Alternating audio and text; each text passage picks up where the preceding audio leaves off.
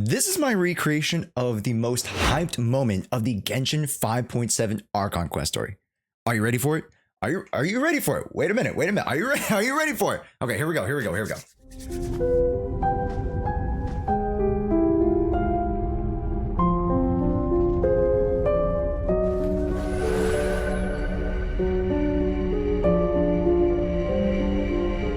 Bro, what is we doing? What is we doing? Bro, I'm done for Genshin right now. Holy cow.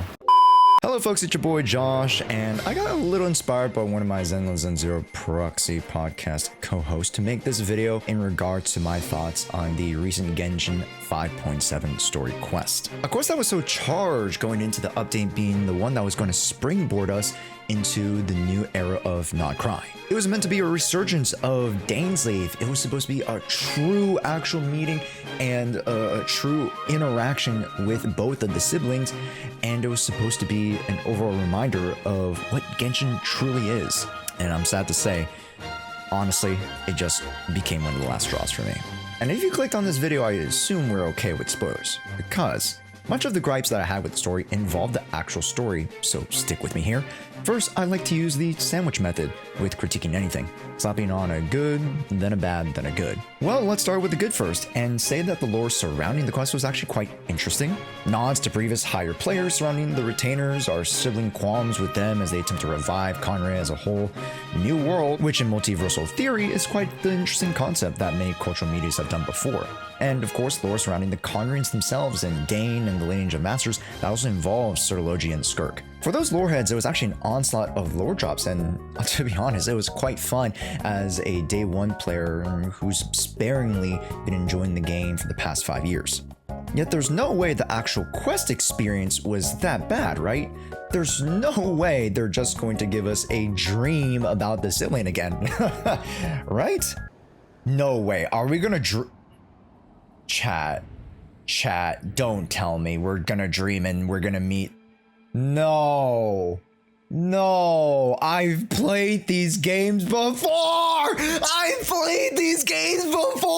As a quick synopsis, we first get to the Collective of Plenty, where we're hired to be the neighborhood watch, while only being fired as fast as we were picked up like it was a modern day tech industry.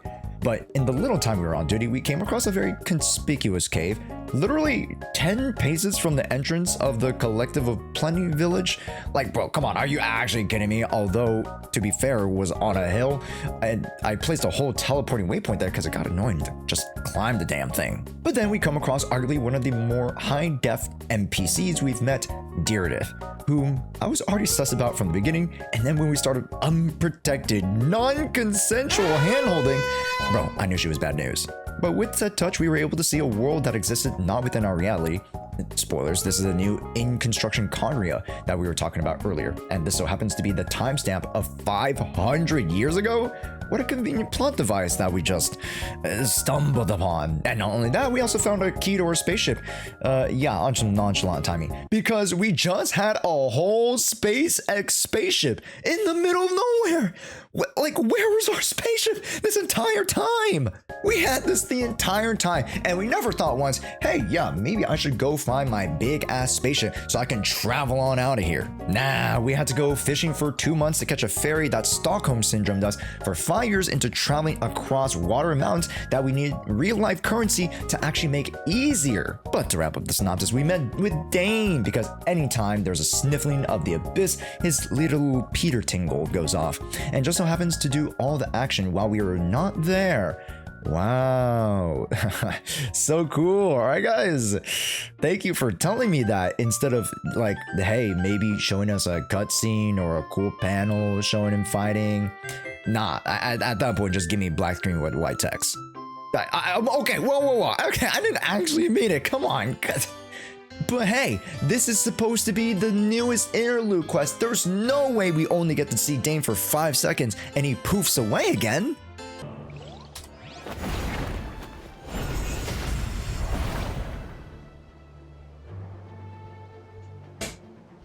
Bruh. But after we go and confront the abyss in their hideout, boom, Dainsleif Master, who he's had a grudge on.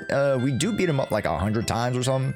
We leave, the Master shoves his hand right up his Dane's, And then they just fight 100 more times before mentioning to Dane that he's being used for his memories in conjunction with the completion of the Limb of Fate. Yeah, remember that thing we did 2 years ago? No? Oh, well, don't worry. Half of my chat didn't either. Then, with the ley lines as a sewing machine, we took these strings that were the memories of all the remaining Abyss Conrians to create a cloth that is the Atlas of the New World, in the same time loop that we were experiencing because of Deirdith. Oh yeah, and technically Deirdith's desire to help the siblings reunite actually was the catalyst that made the siblings make the decision to meet up with us, leading to the downfall of Conria.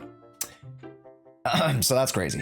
This Ouroboros effect is actually the current samsara that we're in, so yeah, with the power of the new world, we're supposed to break out of this cycle and confront the heavenly principles or something. I'll be honest, at this point, ask Hashikai and Dainsleif, because the next part honestly requires a PhD in Genshin. But Josh, you just walked through a glorified synopsis of the actual quest. What didn't you actually like about it? Wasn't the lore peak? Well, aside from my 2 crash outs with seeing our sibling in a dream, or seeing Dainsleif fight for 2 seconds only for him to poof away.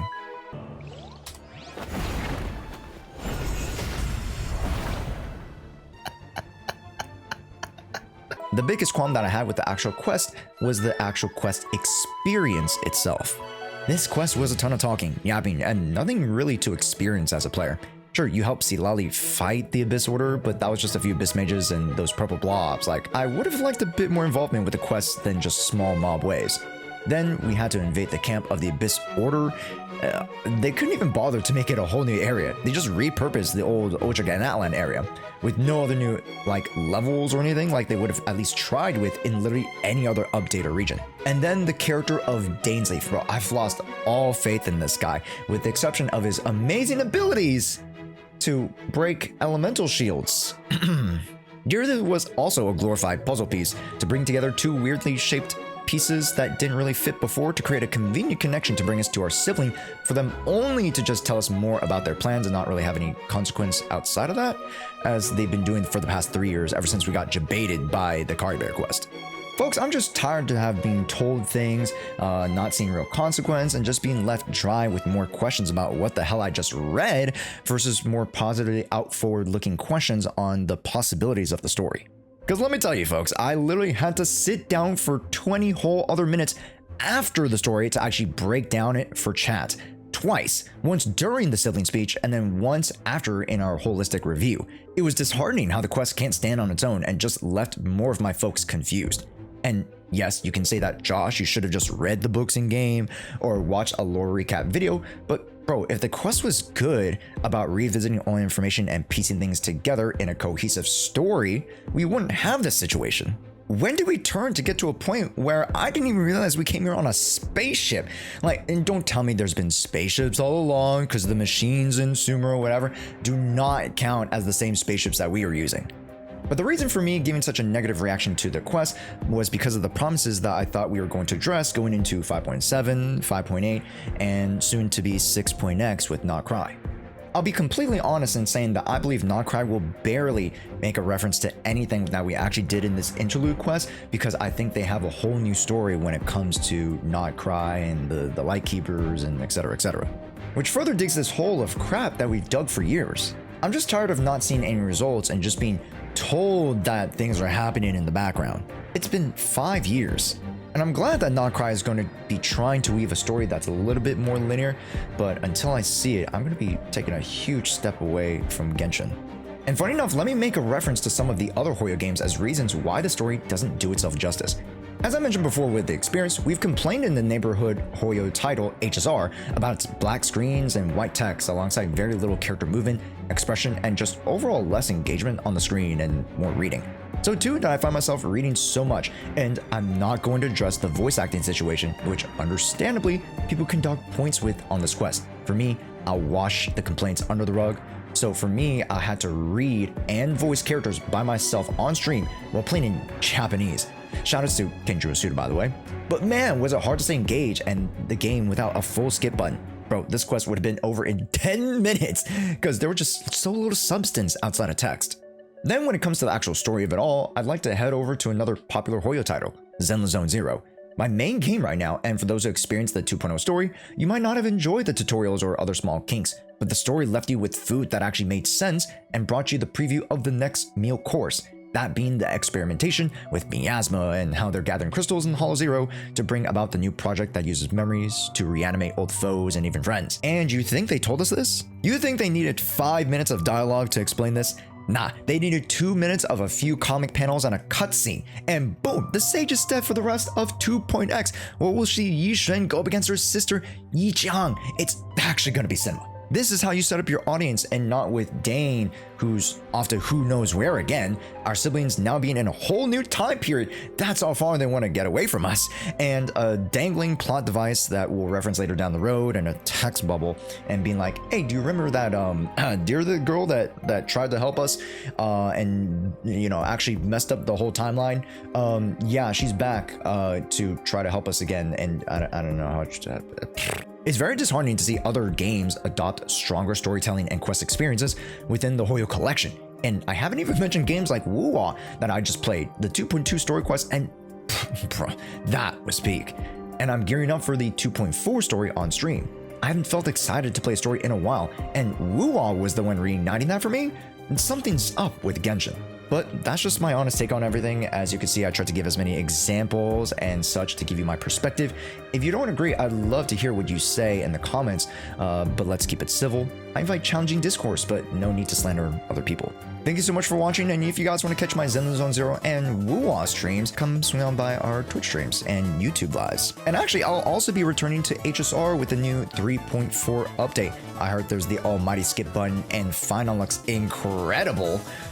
So huzzah, we are so back, gamers. And hey guys, you know I think I'm so butthurt about this Genshin 5.7 story quest, now that I'm thinking about it? Welcome back to Genshin. Hey everybody, welcome back. Huh. Nah, that couldn't be it.